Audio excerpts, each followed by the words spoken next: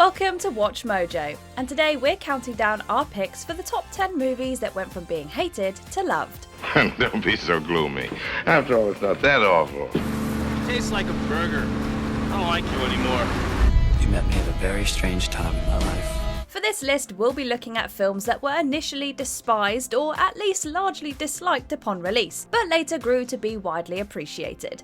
They don't need to have been universally hated or loved at any one specific time, so long as there was eventually a notable shift from distaste to appreciation in the general consensus. A spoiler alert is in effect here. What hated movie do you think will eventually have its day in the sun? Let us know in the comments. If you like what you're hearing, be sure to check out the full song at the link below.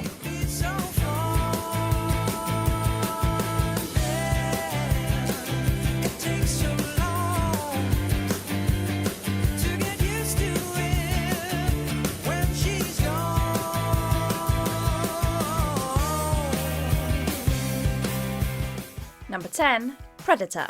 You son of a bitch! What's not to love about a squadron of beefed-up mercenaries fending off an ultra-dangerous intergalactic hunter in the jungle? Especially when that squadron features not one, but two future US governors in Arnold Schwarzenegger and Jesse the Body Ventura. You're hit. You're bleeding, man. I ain't got time to bleed. Oh. Okay. Well, according to critics of the time, many took issue with the threadbare nature of its plot, which cares little as each underdeveloped character is picked off one by one. Yet, that's exactly what we love about it today, pitting the best of both worlds in an amplified version of the most dangerous game.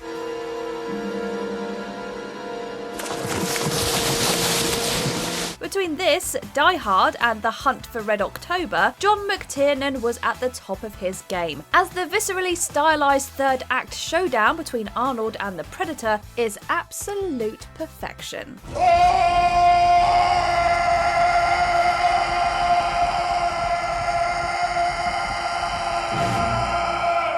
Number 9, It's a Wonderful Life. Hello, Bedford Park! How could anyone get this wrong?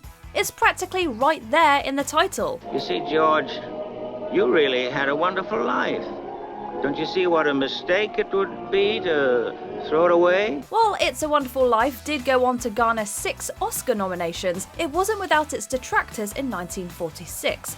Also, let's face it, we can think of more than a few Oscar winners we'd rather be stricken from the record. Though it's considered a Christmas classic today, if not the definitive one, the film's more heartfelt moments were seen as saccharine rather than sincere. What is it you want, Barry? What do you want? You want the moon? Just say the word and I'll throw a lasso around it and pull it down. Maybe the old-timey feel it's since grown into makes that aspect more palatable today, but we have a tough time believing that anyone could not shed a tear of joy when George finally gets his happy ending. To my big brother George, the richest man in town. It truly is a wonderful film. Number 8, The Third Man. You're not locking her up. Go home, Martin's like a sensible chap. You don't know what you're mixing in. Get the next plane. As soon as I get to the bottom of this, I'll get the next plane. The Third Man probably isn't the first film you think of when you think of Orson Welles, but it's an absolute must-see if you're a film buff. Best friend I ever had. That sounds like a cheap novelette. Atmospheric, tense, and full of intrigue, it remains one of the best film noirs to come out of the classic period, rightly winning the Oscar for Best Cinematography. Though it was positively received in English-speaking countries, the country in which it was filmed, Austria, had a much more negative reaction. Don't be so gloomy. After all, it's not that awful. Depicting the realities of post-World War II Vienna and then current Cold War cynicism, the film was viewed as too much of a downer for Viennese people, being released so relatively soon in the city after the war. An understandable gripe, to be sure. Number 7, The Thing. I don't know what the hell's in there, but it's weird and pissed off, whatever it is. The only thing colder than The Thing's Antarctic setting was its critical reception. You too! While it's regarded now as a staple of both the horror and sci-fi genres, not to mention quite possibly John Carpenter's best feature, many initially couldn't get past the rampant bloodiness, drenched in an unappetizing nihilism. How will we make it? Maybe we should Fortunately, some were able to recognise the genius in its practical effects, but that's about where the compliments ended. We can see how difficult it would be to compete with 1982's other sci-fi classics like E.T., Star Trek II: The Wrath of Khan, or another initially overlooked gem we'll be talking about soon. Number 6. Wet Hot American Summer. This movie was simply way ahead of its time, as evidenced by its nascently star-studded cast. Indeed, before any of them were famous, Wet Hot American Summer included the likes of Amy Poehler, Bradley Cooper, Paul Rudd, and Elizabeth Banks, just to name a few. But far be it from critics to have recognised their talents who deemed the film a scattershot mess that doesn't focus long enough to tell a single joke. Tastes like a burger. I don't like you anymore. Really? Because these days we're pretty much laughing every minute at this incredibly silly yet somehow endearing film. We had no place being over there. It was a war we couldn't win, Gene. Yeah? Well, I'm gonna go smear some mud on my ass. The cult following became so strong, in fact, that Netflix developed 2 seasons that took the forms of a prequel and sequel series. We're definitely writing home to our parents about this one. Hey, I don't know if you noticed, but I did. Did it fix your deviated septum? did. That's all that matters. Number 5. Blade Runner. Quite an experience to live in fear, isn't it? Released the same day as The Thing in June 1982, Blade Runner was similarly unsuccessful at the box office, with Ridley Scott unable to generate the same kind of buzz he did with Alien. Even though it featured a megastar in Harrison Ford, many simply could not get past the pacing, criticised as being languid. Implants. Those aren't your memories, they're somebody else's. Granted, the film is a slow burn, but it's awesome and packed to the gills with some of the most philosophical themes in a sci-fi movie this side of Solaris. It's too bad she won't live. But then again, who does? Fortunately, we've since been graced with alternate cuts that entirely remove Rick Deckard's narration, which must have been a hindrance for moviegoers of the time. Its subsequent popularity spawned a sequel which was better received, if also financially not particularly successful. Number 4. Fight Club. People just didn't get this movie when it came out, and frankly, some still don't. Regardless, it developed a fervent cult following that can't help trying to unpack the myriad of themes of disorder and toxic masculinity underlying the surface. The first rule of Fight Club is, you do not talk about Fight Club.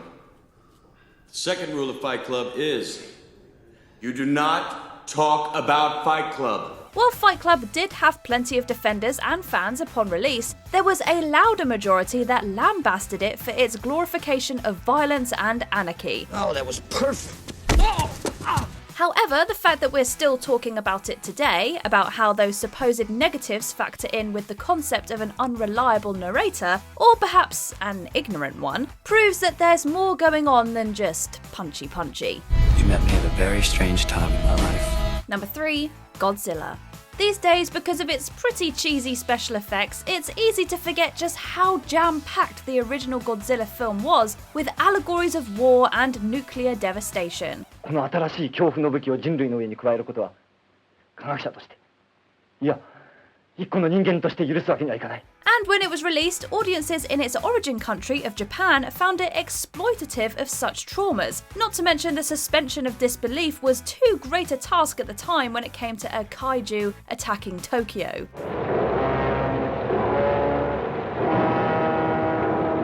However, subsequent praise in international markets, particularly the United States, sparked a critical reappraisal that eventually led to it becoming one of the most prolific movie franchises of all time.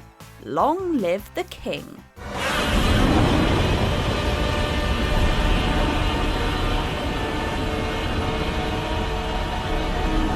Number 2. The Shining.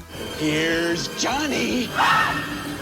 We can understand Stephen King's dissatisfaction with the film, which greatly deviated from his novel, but it's almost baffling to know that contemporary moviegoers were not so much mesmerised by the movie, but more, well, baffled. I don't think that's true. Granted, at this point in his career, people knew anything Stanley Kubrick did was bound to be idiosyncratically Kubrickian. But even critics weren't prepared for the fever dream / descent into madness that is The Shining. Oh my god. I must be losing my mind. Though the film's technical achievements were on full display, many had trouble qualifying those against any sense of thematic purpose. Which is kind of funny, seeing as how a whole documentary was made on the possible hidden meanings of The Shining. The pathway that the ball took, rolling down towards Danny, is gone now. It's no longer there because it's reversed, and you get a sense of a closure. Now the hexagon is closed. It's almost like he's been closed in. Before we unveil our top pick, here are a few honourable mentions. Twin Peaks, Fire Walk With Me. We never really deserved Twin Peaks, did we? Quit trying to hold on so tight. I'm gone. Long gone. Like a turkey in the corn. Equilibrium. There are some surprisingly thoughtful themes explored here.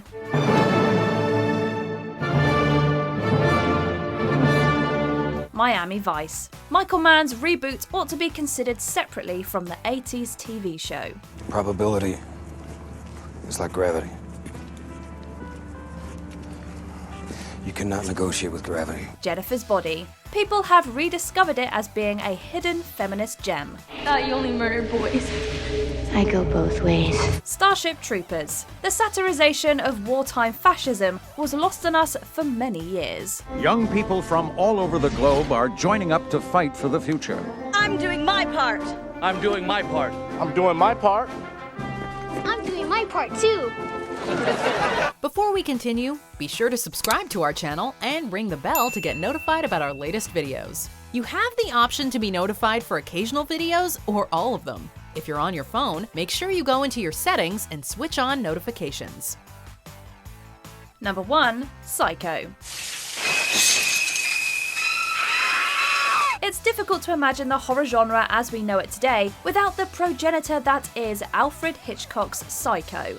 However, that evolution was almost stunted, if you're going by contemporary reviews of the film. She just goes a little mad sometimes.